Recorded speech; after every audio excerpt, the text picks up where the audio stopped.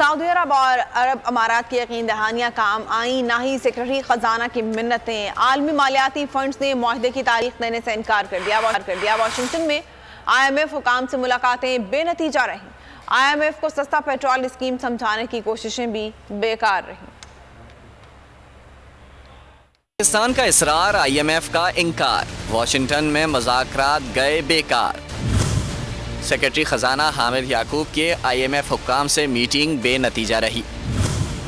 Staff level मुआहदे के लिए अहम पेशरफ्त ना हो सकी। सेक्रेटरी खजाना के इसरार के बावजूद IMF ने मुआहदे की तारीख देने के बजाय शराइत पूरी करने का मुतालबा दोहरा दिया।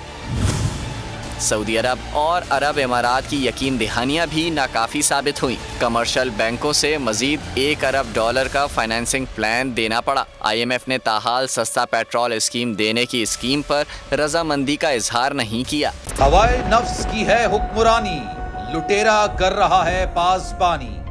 बोल न्यूज के मार्केटिंग हेड आकाश राम ताहाल लापता, तफ्तीशी इदारे जवाब देने से कासिर। अहले खाना परेशान, बेटे की जुदाई में माँ गम से निढाल। जो बच्चो हिंदू पर आए थे जो पाकिस्तानी, मुझे मेहरबानी करे पंजो आकाश वापस कयो।